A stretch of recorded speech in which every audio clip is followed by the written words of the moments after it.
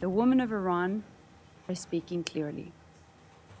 No longer will they tolerate the regime's vision of the role of women in society and how women should dress and behave. Canada's Foreign Affairs Minister Melanie Joly speaking at a virtual meeting with a group of her female counterparts.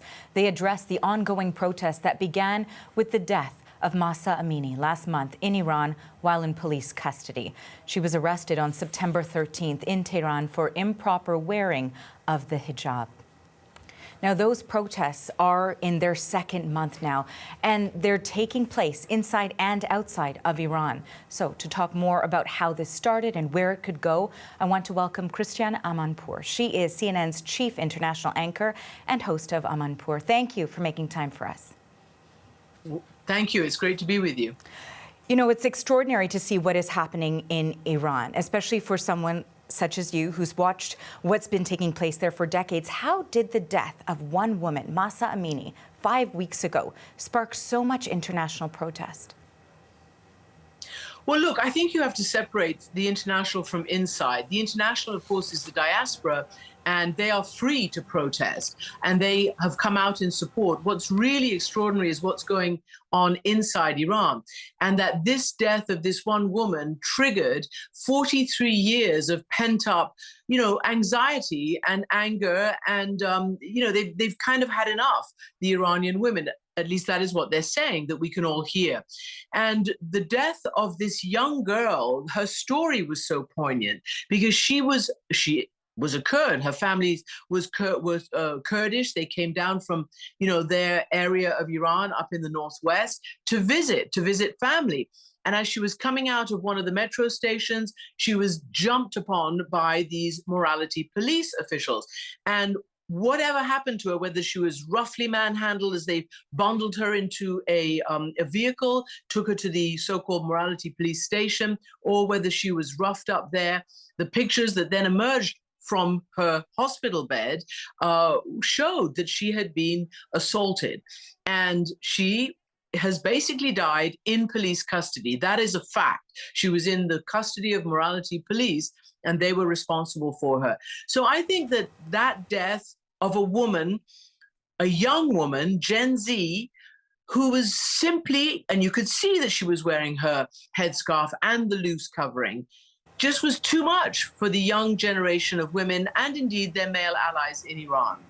You know, you just touched on this, and of course, when you're saying decades of pent-up frustration to a degree, we have seen protests in Iran before, most notably after the 2009 election. So what makes this so different? Well, look, we're going to wait and see, to be honest with you. It's hard to tell where exactly this will end up. So far, what's slightly different is that it's lasting longer than the previous ones, that the sort of coalition of those who are out on the street is broader than the previous ones. It's not just young girls. It's not just women. It's not just more modern women. It's even more conservative, traditional religious women who are marching alongside girls who have taken off their headscarves. And it's also young men and other men too.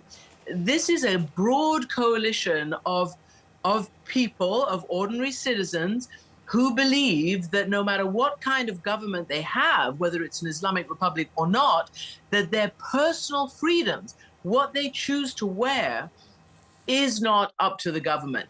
That in fact, this regime has said that they need to dress modestly. It never really codified the hijab. And if you go all the way back to 1979, when the Islamic Revolution happened, there was no hijab. There was no mandatory hijab at the beginning. It was only afterwards that the Ayatollah Khomeini insisted. And that's when actually that generation of women went out on the streets and said, no, we protested for you against the Shah's regime to bring us freedom and democracy. You're not going to put us back in the hijab, which of course they did. So this has been, it's been a problem for a long time.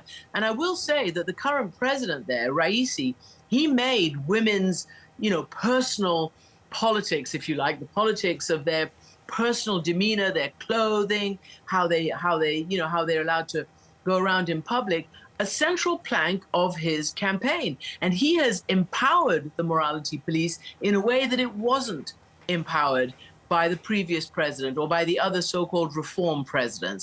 And I think that that's something that people should understand. This is not codified in law, the fact that this morality police can go around, roughing up, beating up. And frankly, you've seen that live fire, that batons, that all sorts of very violent tactics have been used by the regime in this instance.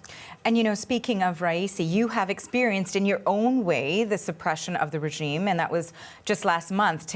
Maybe you can take us through, in part, what happened at the UN and what that episode really said to you.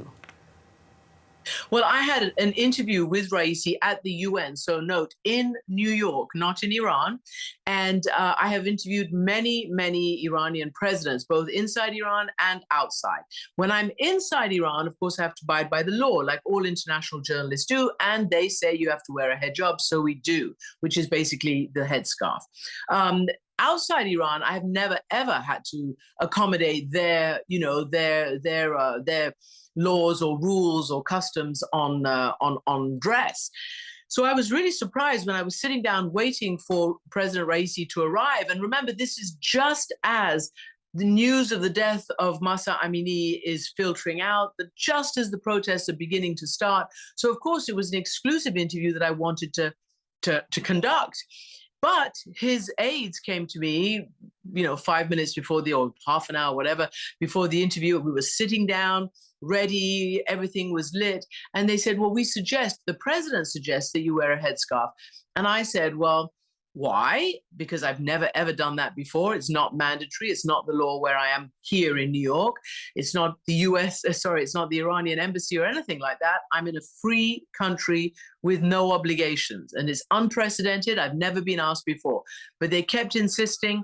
And I, in the end, had to say no. And by the way, this was a journalistic principle that I stood up for. It had nothing to do with politics. It actually had nothing to do with what was going on in Iran. I just knew that as a Western journalist working for an independent and democratic organization in a free country, that I was not going to ever allow a foreign government or any government to tell me how to behave and certainly not what to wear. And that's what happened. I had to let go of an exclusive interview.